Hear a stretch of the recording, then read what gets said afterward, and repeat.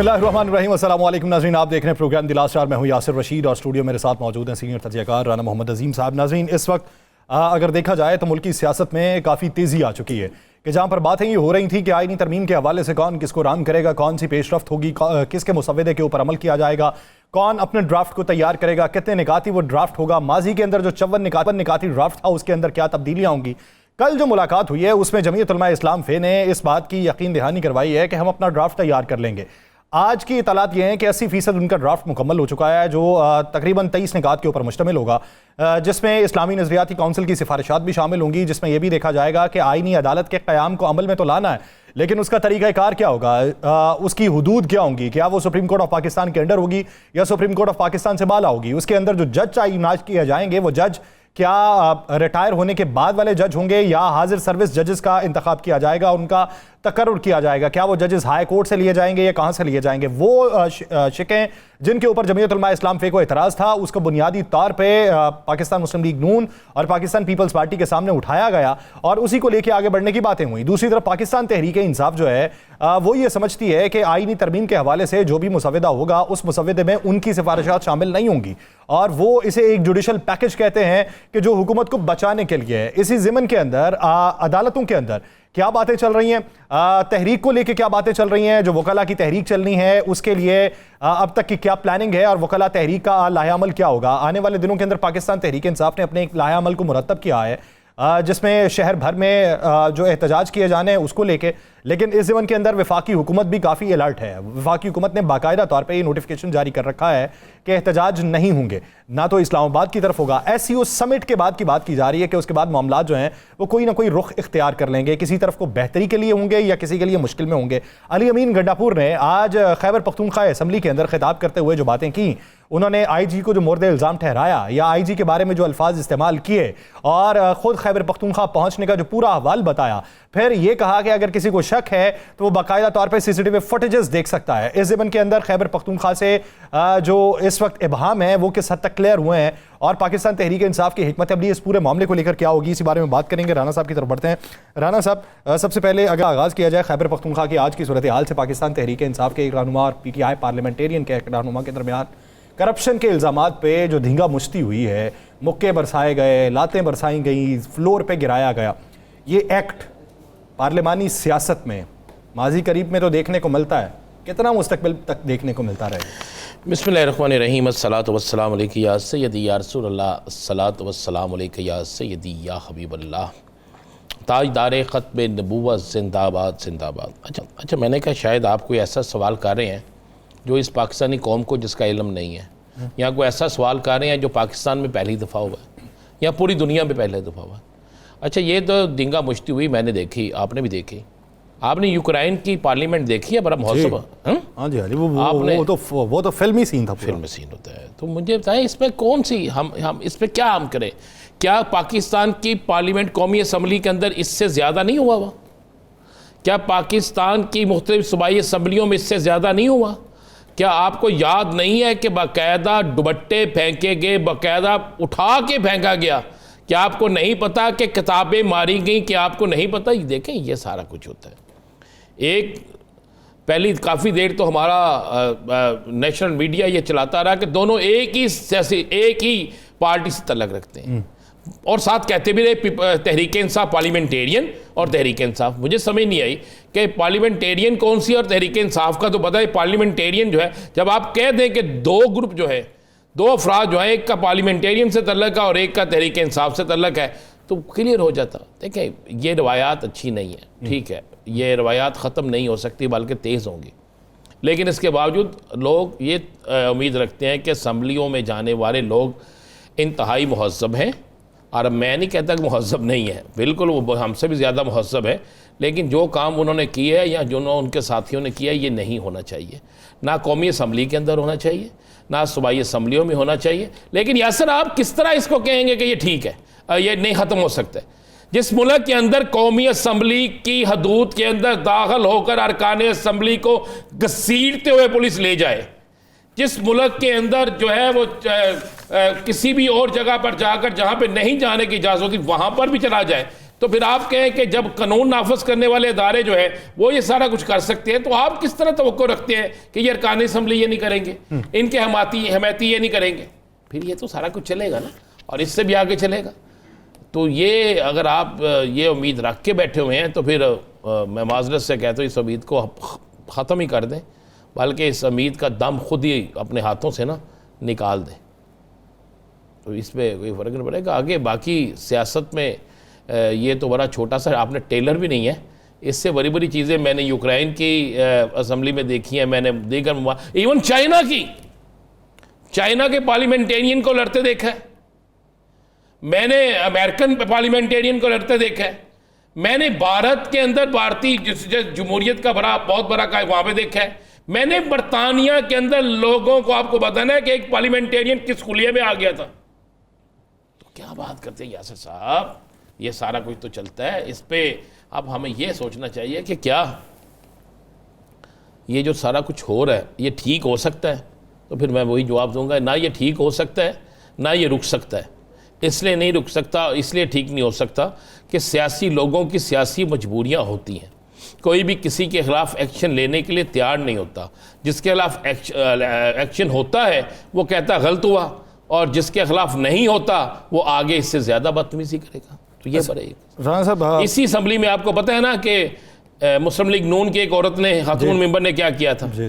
पता है ना आपको? तो यार फिर मैंने क्या पता नहीं कौन सी मैंने तो आपसे ये पूछा था, मैंने कहा जी हम माजी में भी देखते रहे, अब भी देख रहे हैं, मुस्तकबिल में कब तक देखते रहेंगे? जब तक हमारी जिंदगियां देखते रहेंगे, हमारे बाद हमारे बच्चे देखेंगे, उनके बाद उनके बच्चे देखेंगे, उनके बाद उनके बच्चे देखेंगे, और उसके बाद जिनके बच्चे होंगे वो देखेंगे।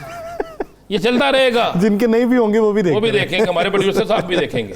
अच्छा, मेरा सवाल ये है कि अली अमीन गंडापुर साहब का जो किरदार है, उनके किरदार पे मरकूज़ पाकिस्तान तहरीक इंसाफ की तमाम नज़रें मुतमईन हैं या कुछ नज़रें मशकूक भी हैं? बात यह है कि यहाँ पर औलाद बाप से मुतमिन नहीं होती, भाई भाई से मुतमिन नहीं होता, बहुत से लोग बहुत से लोगों से मुतमिन नहीं होते।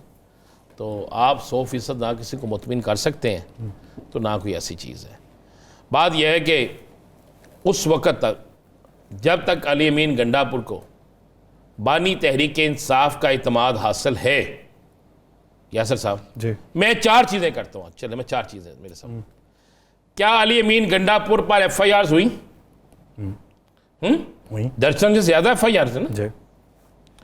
क्या अली अमीन गंडापुर की गाड़ी तोड़ी गई? जी। क्या अली अमीन गंडापुर के लोगों पे पर्चे हुए? तो यार ये जब ये सारा कुछ हुआ है तो इसलिए हुआ है कि अली अमीन गंडापुर यहां तो काबू नहीं आया, या फिर अली अमीन गंडापुर ने कोई बात नहीं मानी।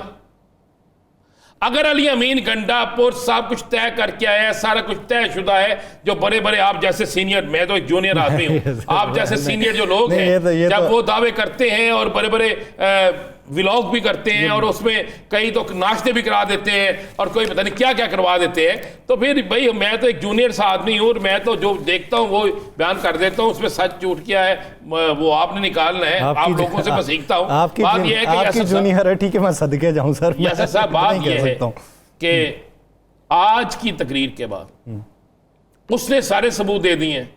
मेरे पास उस DPO का नाम भी है जिनका उन्होंने जिक्र किया कि नाम नहीं लेना, सारे सबूत उन्होंने दे दिए हैं। उन्होंने जिन जिन टूल प्लाजों से निकले हैं उनकी तस्वीरें भी मौजूद होंगी ना, ठीक है। अब जो लोग ये कह रहे थे, मैं चैलेंज कर रहा हूं, अब जो लोग वो ये बात कह रहे थे कि जनाब ये वहां पे नाश्ता करके इतने बज के इतने मिनट पे गए, उन्होंने अपनी गाड़ी में ने फिर पहुंचा दिया। अब उन्होंने वो सारे रूट, वो सारे रास्ते, वो सारी उसने के कैमरों की फुटेजेस, हर चीज मौजूद है। अब तो साबित उन लोगों ने करना है जो लोग कुछ और बात करते थे। और उसके बाद बात है हमारा ईमान है ना, हमारा ईमान, हमारा यकीन है कि जो कसम देता है हमें उस पर यकीन करना चाहिए। बड़ी सीधी सी बात है और ये होता है। देखें ये पहले 3 दिन लड़ाई थी कुछ और, अब लड़ाई चल रही है सोशल मीडिया पे। अब तहरीक इंसाफ को तकसीम करने की और कुछ लोग तहरीक इंसाफ को इकट्ठा करने की।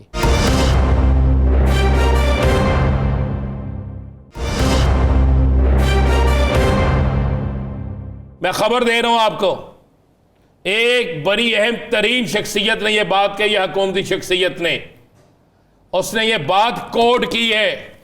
उसने कहा जनाब एक हमारे साथ हाथ हुआ था मौलाना साहब की तरफ से, एक वक्त आ लेने दे मौलाना साहब के साथ भी हम हाथ करेंगे। तो मौलाना साहब को सोचना होगा कि मौलाना साहब के साथ पहले भी हाथ हो चुका है इलेक्शन में, और मौलाना साहब अगर दोबारा हाथ करवाना चाहते हैं तो उनकी मर्जी, और अगर मौलाना साहब नहीं करवाना चाहते तो फिर अवामी पज़ाराई जो मौलाना साहब को मिली है, मैंने कहा था ना कि अब वहाँ पर भी अर्के गुलाब की तरह नाम लिया जाता है जहाँ पर कभी नाम नहीं लिया जाता था। ये खुद मौलाना साहब ने कहा कि अवाम की नब्ज़ है ये, और अवाम ने हमें अप्रिशिएट किया है। और आप उन दिनों में देखें कि 8 सीटें नहीं थी, 8 सीटों की बात नहीं थी, 265 सीटों से ज़्यादा ताकत जो थी मौलाना साहब को अवामी मिली। तो ये तो बड़ी क्लियर सी बात है ना। तो साथ में अभी आगाज़ है, मैं परेशान हो जाता हूँ यासिर साहब, आप जैसे सीनियर लोग जब फैसला टिकर चला देते हैं ना, क्या सोच के नहीं मैं बता रहा हूँ, मैं सीखना चाहता हूँ ना। जब टिकर चल जाते हैं ना सुबह टीवी पे, हमें भी सो के उठ जाते हैं फौरी तौर पे। और मौलाना साहब मान गए, शरायत पे एग्री हो गए, सारा मुआहिदा फाइनल हो गया, यही टिकर चलते रहे ना आज बड़े बड़े टीवी पे। आपसे सीनियर लोग जो है पेपर नहीं, मुझे आप मिनहा करके बात करें सर। चले मैं सॉरी आपको बुरा लगा, मैं तो सीनियर को इज्जत देता हूँ ना, ठीक है। मैंने ना रखो सर, तुझे सिखाते वो कहते हैं तुझे मेरी तरफदारी करनी ही नहीं। ओके ठीक है, तो मैं मुखालफत भी आपकी नहीं ना कर सकता यासिर साहब, मैंने लिफ्ट भी आपसे लेनी होती है, क्या करो। तो बात यह है कि कर दिया लोगों ने, हम मीडिया में डिसीजन भी करके बैठ जाते हैं और पता उस वक्त लगता है जब गल सारी उल्टी हो जाती है, पता की करना है मेरा सी नहीं अचानक हो गया, पहले तय हो गया सी फलाना पे आया ना, फिर इंज हो गया। मैं आपको बता रहा हूँ, आपने खुदा की कसम, मैं कसम खा के ये इसलिए कह रहा हूँ कि हम लोगों पे बड़ी बड़ी जिम्मेदारियां हैं। सहाफी जो होती, सहाफत एक पैगंबरी पेशा है। हम झूठ बोलेंगे, लोग झूठ की तरफ जाएंगे, हम नफरत फैलाएंगे, लोग नफरत की तरफ जाएंगे, हम अच्छाई फैलाएंगे, लोग अच्छाई की तरफ जाएंगे। तो हम अपना चूरन बेचने के लिए क्यों गलत बयानी करते हैं? हमें उससे ग्रेस करना चाहिए। मैं अपने से शुरू करता हूँ ना, उससे ग्रेस करना चाहिए। अब आपको तो मैंने कह रही कुछ नहीं, मैं अपने से करना, मैंने अपने चूरन के लिए किसी की कुल्फी खराब नहीं करनी, नहीं करना, ताड़ी कुल्फी तो वैसे नहीं खराब करनी चाहिए।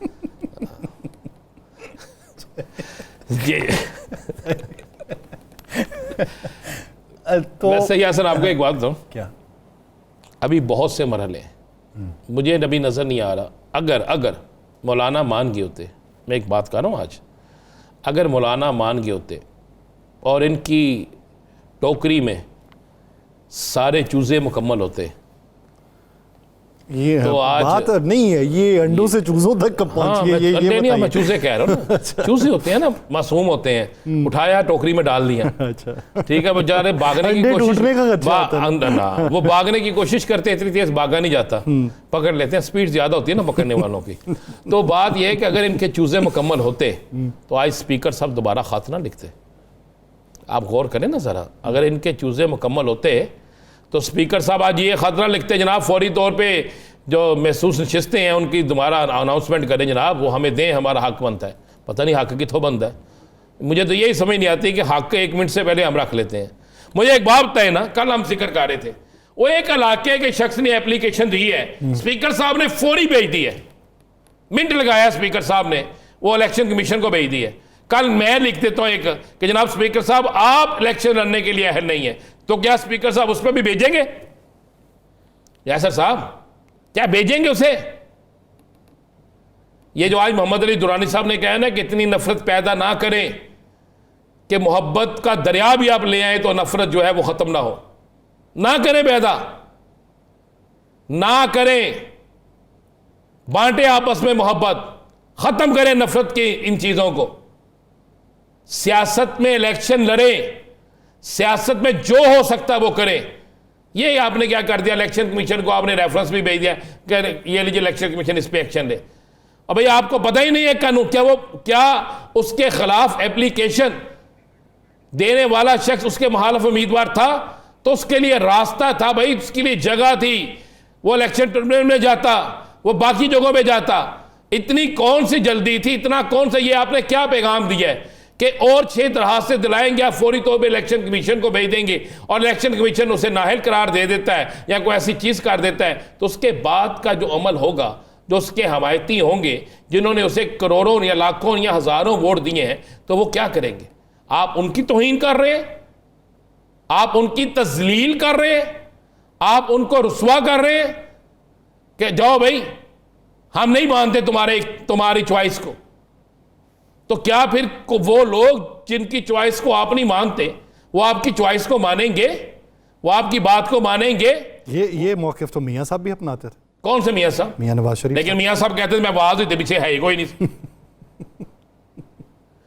अगर ये मियाँ साहब का मौक़िफ़ है, चले आ जाओ। नहीं अभी कर लेते हैं बात, ठहर के ना बात कर लेते हैं यार। इज्जत दो वाला तो यही। मैं नहीं, मियाँ साहब के मौक़िफ़ पे आ जाते हैं। मियाँ साहब अपने मौक़िफ़ पे वापस आए, एयरपोर्ट पे प्रोटोकॉल मिला, मीनार पाकिस्तान कबूतर उड़ाए ना कबूतर।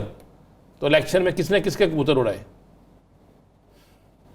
इलेक्शन में मियाँ साहब का अगर मौक़िफ़ मजबूत था, मियाँ साहब के मौक़िफ़ में अगर दुरुस्तगी थी, तो इलेक्शन का रिजल्ट यार चेंज होना चाहिए था।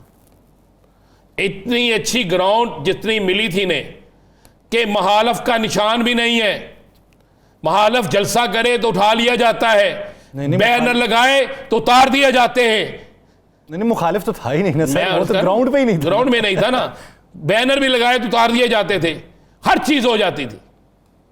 तो उसके बावजूद लोगों ने देखे ना, आप गलत बात कर रहे हैं ना। फिर मैं कह रहा आप पे आऊं तो आप मुझे कहते हैं ऐसा क्यों? अपने अंदर से मोहब्बत शरीफ निकालें, मोहब्बत सहाफत पैदा करें, ताकि हम सचा खाते भजन खाका डरती सजना। मोहब्बतें भी सर अपनी अपनी इकसाम की होने लगी हैं सर अब तो और क्या करें? आपके पास आपने पहले कहा जी मोहब्बत करनी चाहिए, हम कर रहे हैं, फिर अब आप कहते नहीं सहाफत ये वाली नहीं करनी चाहिए, ये वाली करनी चाहिए। मैंने कहा सहाफत से मोहब्बत करें ना।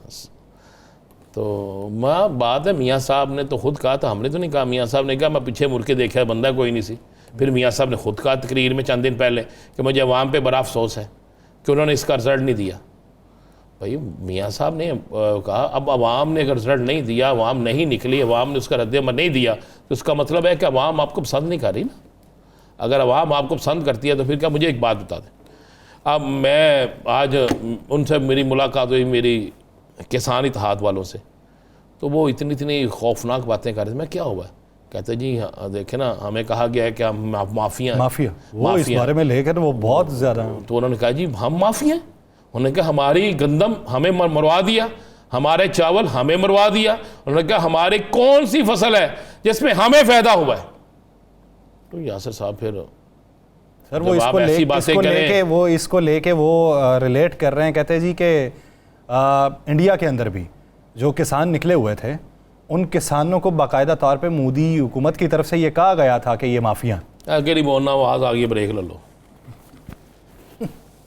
ब्रेक ले लेते हैं, लेकिन इस मौजूदा मंजरनामे में उन लोगों को पता क्या करें? उन्होंने कहा जी कि अगर हमारा दिल चाहे हम गंदम ना उगाएं तो फिर ले आएँ जहाँ से आपने गंदम लेके। बात यह है कि जिस मुल्क के अंदर, आप दुरुस्त कह रहे हैं, बिल्कुल दुरुस्त कह रहे हैं, किसान हमारी रीढ़ की हड्डी है।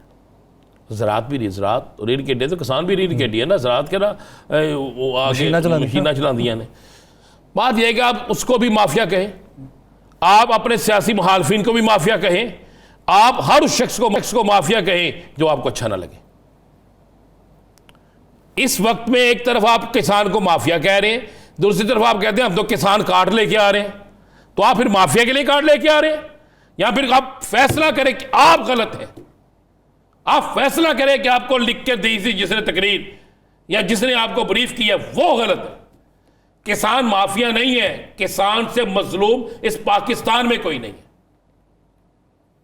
जो बेचारा कभी किसान, आप भी किसान, मैं भी उसकी गिराने लग रखता हूँ। कभी सोचे कि किस तरह वो गंदम जिसकी रोटी हम खा रहे हैं, किस तरह वो बेचारा करता है।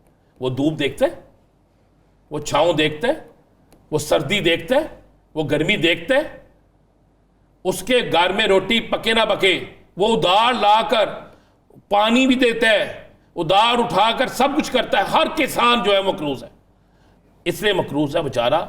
अब ज्यादा मकरूज हो गया कि जब आपने उसकी गंदम कोरियों के भाव कर दी, जब आपने उसका चावल का रेट खत्म कर दिया, जब आपने उसकी हर सब्जी से लेकर हर चीज का रेट जो है करके आप किसको कहते माफिया? आप माफिया कहते उन लोगों को जो इनसे खरीदते हैं, जो स्टॉक करने वाले हैं। लेकिन की करिए, और जो ताड़े अपने वाले ने, तो इस वजह से वो तशरीहात आपकी गलत हुई। जो बात आप कहते हैं कि कोई गलत कर गया तो वो ठीक करनी है, तो उन्हीं तशरीहात को सही करते करते आपने कुछ और गलत कर दिया, जिसका इदराक आपको होना चाहिए। एक ब्रेक लेते हैं, ब्रेक के बाद वापस आएंगे। इसी सियासी मंजरनामे में बात होगी, कहीं नहीं जाएगा। Stay with us.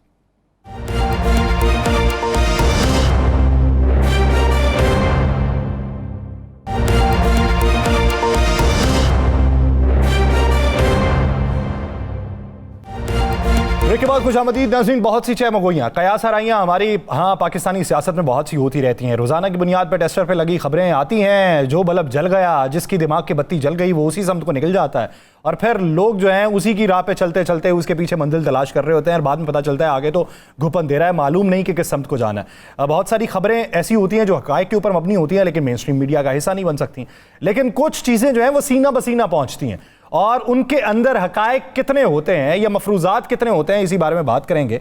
पाकिस्तानी सियासत में ये अनरेस्ट केओस ये कब तक बढ़ता चला जाएगा और कब इसका खात्मा होगा, और ये तज़ब्ज़ुब पे मबनी चीज़ें हैं कि ये तब्दील हो रहा है, वो तब्दील हो रहा है, ये हुकूमत जा रही है, वो हुकूमत जा रही है, ये नए लोग आ रहे हैं, वो चले जाएंगे, इस तरह के क्वेश्चन मार्क कब तक चलते रहेंगे, इसी बारे में बात करेंगे। पाकिस्तान तहरीक इंसाफ के सीनियर रहनुमा शौकत यूसुफजई साहब ने हमें ज्वाइन किया।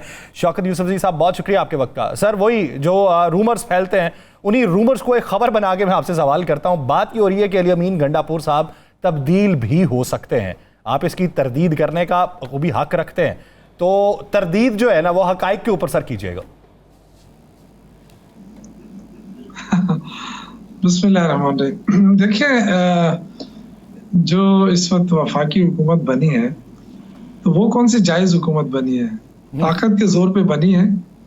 तो ताकत पे जोर पे अगर कुछ करना चाहे तो पाकिस्तान में हमने देखा होते रहे, लेकिन उसके असरात क्या होंगे ये जरूर देखा जाए। क्योंकि आपने केपी हाउस बंद कर दिया, सील कर दिया, पहले आपने केपी हाउस पे दावा बोला, शीशे तोड़े, वो लोगों के अंदर ये चीजें चुभ रही हैं।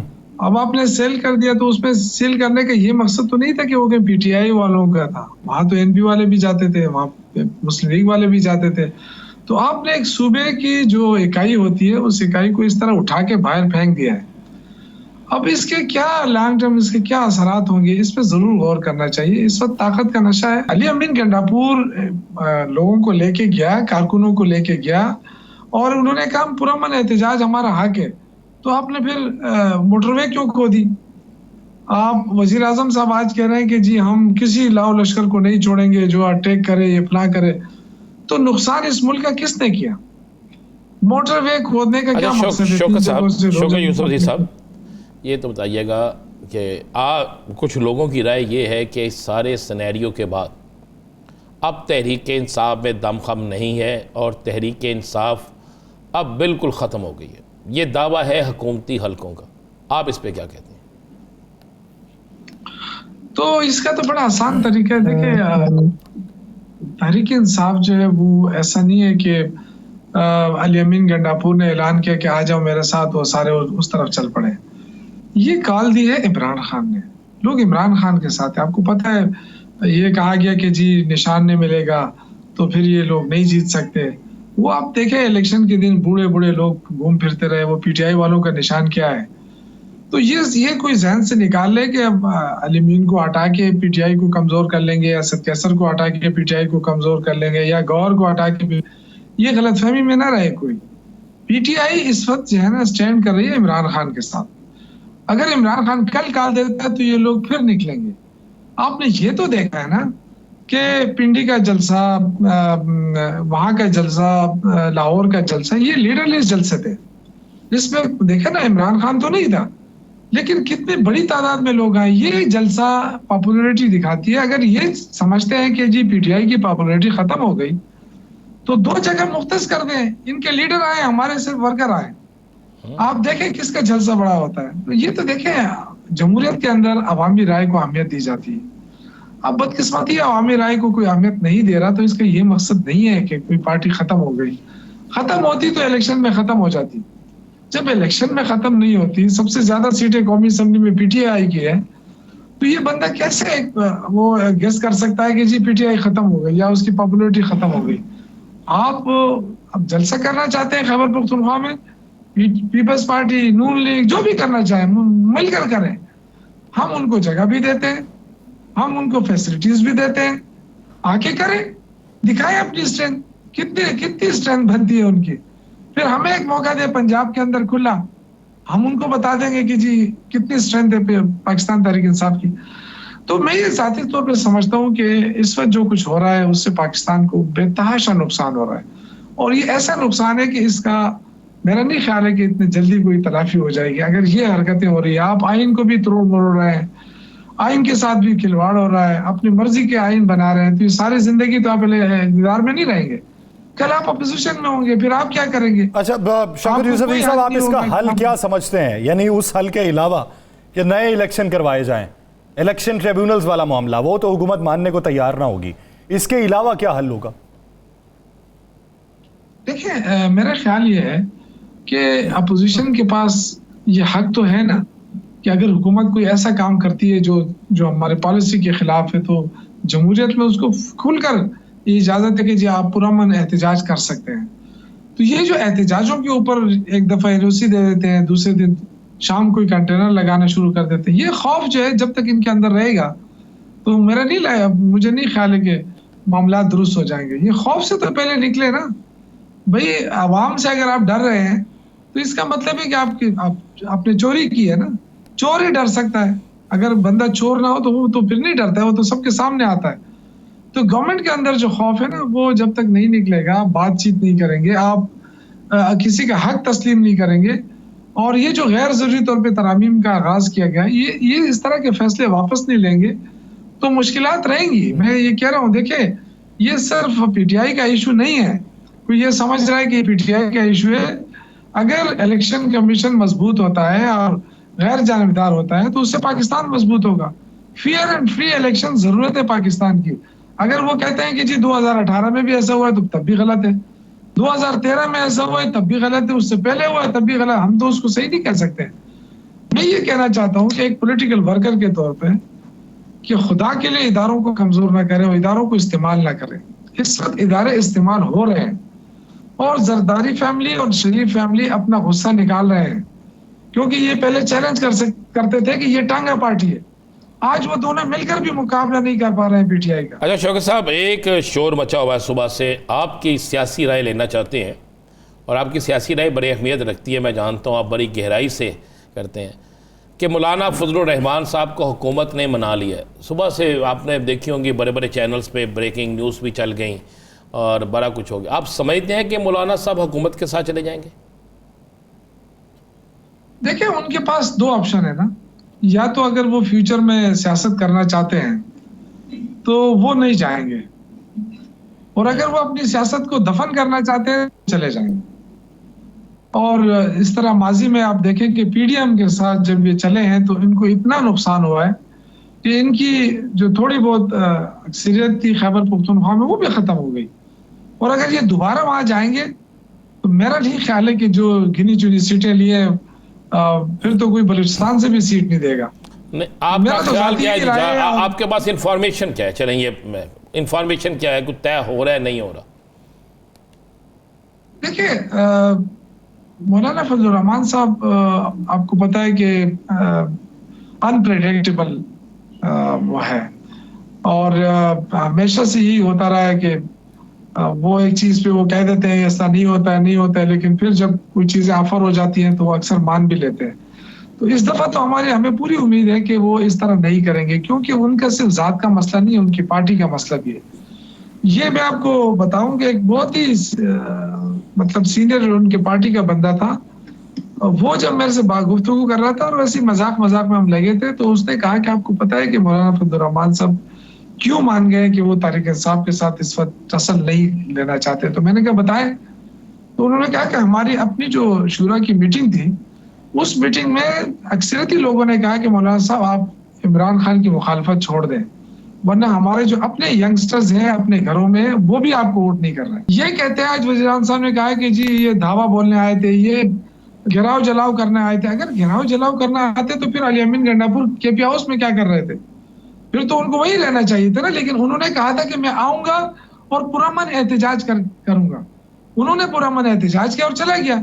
शायद वफाकी हुकूमत में कुछ लोगों को ये बुरा लगा कि ये पुरअमन होके क्यों गए, इनका टकराव क्यों नहीं हुआ है जो वहां उन्होंने अरेंजेस खड़े किए थे। तो देखिए ये हम एक बहुत बड़ी साजिश नाकाम हुई है। हम तो नहीं चाहते थे कि अपने भाइयों से लड़े, हम क्यों लड़े, फौज हमारी फौज है। और ये दूसरों के कंधों पे रख के बंदूक लड़ना चाहते हैं। तो यार, या तो आप पॉलिटिकल लोग हैं, मुकाबला करें सियासी मैदान में। सियासी मैदान में सियासी तौर पे मुकाबला करना चाहिए, और सियासी मैदान में ये मुकाबला नहीं कर पा रहे तो इस तरह की लेके आ रहे हैं। बहुत शुक्रिया शौकत यूसुफजई साहब इस हवाले से अपना वक्त देने के लिए। नाज़रीन, एक ब्रेक के बाद पाकिस्तान पीपल्स पार्टी की रहनुमा शैला रज़ा साहिबा हमें ज्वाइन करेंगी, कहीं नहीं जाएगी, स्टे विद अस।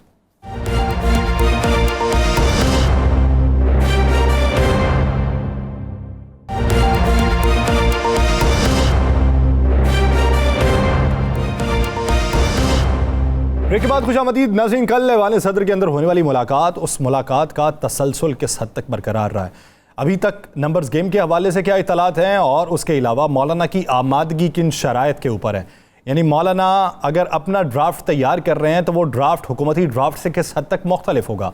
कौन सी ऐसी शिकें हैं कि जिसके ऊपर मौलाना ने डेडलॉक दिखाया है, और कौन सी ऐसी शिकें हैं कि जिस पर मौलाना ने कुछ हल्के फुल्के एतराज़ात उठा के उसके अंदर तब्दीलियों की ख्वाहिश का इजहार किया है। तो इसी मंजरनामे में बात करेंगे। पाकिस्तान पीपल्स पार्टी के रहनुमा शैला रज़ा साहिबा ने हमें ज्वाइन किया है। शैला रज़ा साहिबा, बहुत शुक्रिया आपके वक्त का।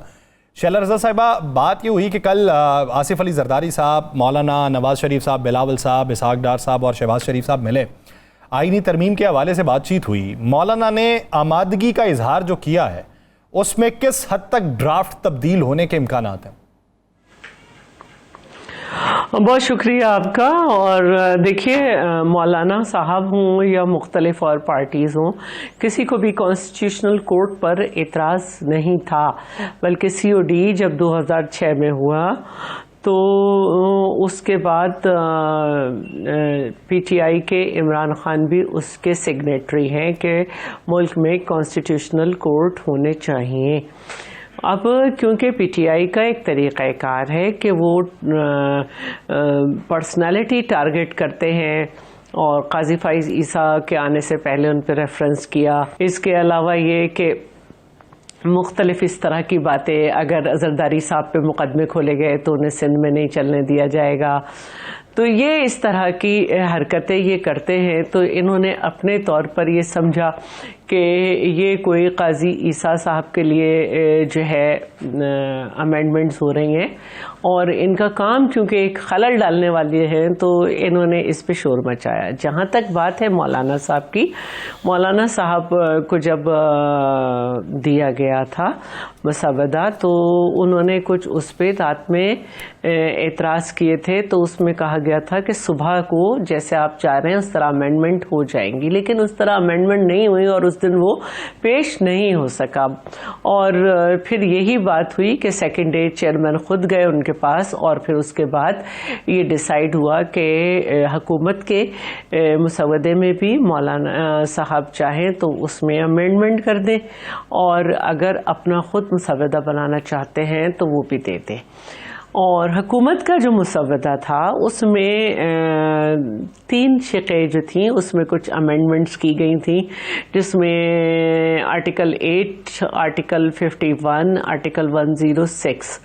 तो जब मौलाना ने उस पर एतराज़ किया तो चेयरमैन बिलावल ने उसको हुकूमत तक पहुंचाया। हुकूमत ने उसमें लचक बहुत ज़्यादा दिखाई। उन्होंने कहा कि अगर मौलाना साहब को इस पर एतराज़ है तो हम इन्हें टेबल ही नहीं करेंगे। मतलब वो कोई ऐसी चीज़ें थीं कि अगर एतराज़ आया तो हुकूमत ने उस पर वही नहीं किया। उन्होंने कहा ठीक है, अगर मौलाना को ये नहीं पसंद हम इन्हें टेबल ही नहीं करेंगे। अच्छा शैला साहबा, कब पेश हो रही है? एक शिक और थी, एक मिनट, एक शेख और थी, मैं उसका नंबर हमेशा भूल जाती हूँ। 191 वर्ड 199 शायद, उसमें एक वर्ड का मसला था तो हुकूमत ने कहा हम वो भी वापस ले लेते हैं। तो इस तरह से अगर देखा जाए तो अमंग द पार्टीज किसी चीज़ पे डेडलॉक नहीं था। एक ड्राफ्टिंग में जो भी चीज़ आई उस पे यही हुआ कि जब इतनी जल्दी नहीं करनी चाहिए बैठ जाते हैं दोबारा। तो मैं नहीं समझती कि कहीं डेडलॉक है। अब चूंकि शहबाज शरीफ साहब की तरफ से भी शायद ये बात आ गई है कि शंघाई कोऑपरेशन ऑर्गेनाइजेशन का जो एक इजलास है इसके बाद करेंगे, तो इसके बाद भी हो सकता है। और जहाँ तक मेरा ख्याल है कि कल चूँकि मौलाना ने कहा कि हमारा 80% काम हो गया है, तो पीपल्स पार्टी ने भी कहा है कि उनका काम भी तकरीबन 80-90% की बात आई है। तो अगर ये लोग जल्दी कर लेते हैं तो फिर हो सकता है कि इस वीकेंड पे हो जाए, वरना अगले वीकेंड पे हो जाएगी। वीकेंड पे होगा। अच्छा, आपने कहा कि मेरा ख्याल है ये जो आईनी अदालत मेरा ख्याल है अभी तक एंड नहीं, जी, जो फाइनल चीज़ हुई मतलब थी आईनी अदालत के हवाले से, हाँ, जिसमें इमरान खान के भी साइन मौजूद थे, लेकिन अगर उस मुआहदे को हम देखें, उस चीज़ को हम देखें, तो उसमें तो ये लिखा हुआ है कि आईनी अदालत का जो सरबराह होगा या आईनी अदालत के जितने लोग होंगे उनको सुप्रीम कोर्ट के सीनियर तरीन जजेस होंगे और सुप्रीम कोर्ट से ही उन्हें लीड किया जाएगा। ये किसी जगह लिखा हुआ है कि उन्हें वज़ीर आज़म जो है वो नामजद करेगा? देखिए, उस वक्त इसको इतने गहराई में नहीं गए थे। जब एक बात तय करना कि ये होगा वो अलग बात है, लेकिन जब एक कानून बनाया जा रहा है तो उसको जो है फर्स्ट टाइम तो किसी तरह कुछ करना होगा ना, और ये तरमीम करने की ज़रूरत ना आती अगर उस वक्त जो है वो 19वीं तरमीम ना की जाती। तो पता नहीं किन किन के दबाव में आके ये हो गया था, लेकिन जब फर्स्ट टाइम किसने की थी 19वीं तरमीम? तो उसमें सबको पता है कैसे हुई थी।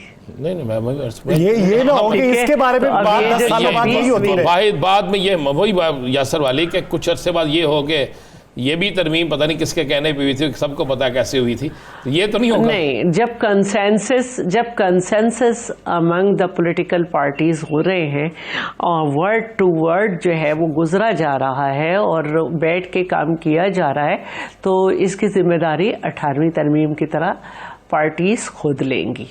और जब मौलाना साहब ने चेयरमैन बिलावल से कहा कि हम चाहते हैं कि पीटीआई को भी इसमें शामिल किया जाए, तो उन्होंने कहा मुझे कोई एतराज़ नहीं है, लेकिन आप अपना मुसवदा फाइनल कर लें, हमारे साथ मैच कर लें, दोनों बैठ के एक मुसवदा कर लें, उसके बाद जितनी पार्टीज जो भी चाहें इसके ऊपर बात कर सकती हैं। और मैं ये समझती हूँ कि जब 18वीं तरमीम हुई थी तो जो पॉलिटिकल पार्टीज असेंबली में भी नहीं थी उनको दावत दी गई थी। कल हमारे मुल्क में गाज़ा की सूरत हाल पर इसराइली जारहियत के ख़िलाफ़ जब बैठी हैं पॉलिटिकल पार्टीज़, तो वो बहुत सी पार्टीज़ जो कि असेंबली में नहीं है वो भी बैठी। तो मैं चेयरमैन बिलावल की जो कोशिशें देख रही हूँ कि वो इस सूरत हाल में जो पीटीआई के साथ इस वक्त हुकूमत की बनी हुई है, उसके बावजूद वो चाह रहे हैं कि अच्छा अगर पीटीआई से भी कंसेंसस हो जाए, तो इसीलिए चाह रहे हैं कि कल सारी जो पॉलिटिकल फोर्सेस हैं वो अपनी जिम्मेदारी पे ये कहें कि जी हमने किए, कल कोई ये ना कहे कि ये कोर्ट ने रीराइट कर दिया, ये इसने रीराइट कर दिया। तो बहुत अच्छी बात है कि ये हो रहा है। अच्छा, शैला रज़ा साहिबा, फैसल वावडा साहब पहले ये बात कर चुके और फिर राना सनाउल्लाह साहब भी ये बात कर चुके कि काजी फ़ाइज़ ईसा साहब ना तो मुद्दत मुलाज़मत में तौसीह चाहते हैं और ना ही वो आईनी अदालत के जज बनना चाहते हैं। फैसल वावडा साहब ने कहा कि मेरा नहीं ख्याल कि वो बनेंगे, और राना सनाउल्लाह साहब ने कहा कि वो नहीं बनना चाहते। इस ज़िमन के अंदर क्या हक़ाइक़ हैं? देखें, ये इन दोनों की बातें, ये दोनों जाने, मेरी तो काजी फ़ाइज़ ईसा से कोई मुलाकात नहीं है जो मुझे उनके बातें पता चलें, लेकिन उनका एक स्टेटमेंट सामने आया था जिसमें उन्होंने कहा था कि अगर मेरे हवाले से जो मैंने देखा था कोई एज बढ़ाई जा रही है तो मुझे तो ये भी नहीं मालूम कि मेरी कल ज़िंदगी होगी या नहीं।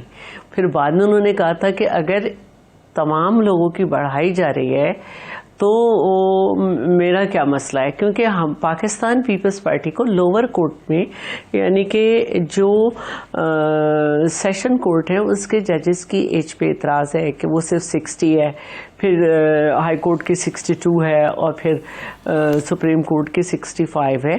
लेकिन जब इस पे मामलात उलझने लगे तो चेयरमैन ने कहा था कि मेरा जो ख्वाब है वो कॉन्स्टिट्यूशनल कोर्ट है, अगर मौलाना साहब को एज पे एतराज़ है तो मुझे उस पे भी नहीं है। जबकि दुनिया के जो 86 ममालिक हैं उसमें मोस्टली एज 67 भी है और अमेरिका में तो ताहयात है। कि जब तक लाइफ टाइम जो है सुप्रीम कोर्ट के जज की एज है। अब देखिए, ये जो कॉन्स्टिट्यूशनल अदालत होगी इसमें तमाम सूबों के जजेस की रिप्रेजेंटेशन होगी। जैसे कि सेनेट में हमने देखा कि एक बराबर तादाद में सब सूबों की रिप्रेजेंटेशन है, तो इसका एक तरीका होगा कि 5 मुंतखब किए जाएंगे और उसके बाद पूरा एक तरीक़ा कार सामने आएगा। बहुत शुक्रिया शैला रज़ा साहिबा इस हवाले से अपना वक्त देने के लिए। नाज़रीन, टाइम का वक्त खत्म हो जाता है, मुझे और राना साहब को दीजिए इजाज़त। अपना बेहद ख्याल रखिएगा, मुलाकात होगी कल। अल्लाह निगहबान।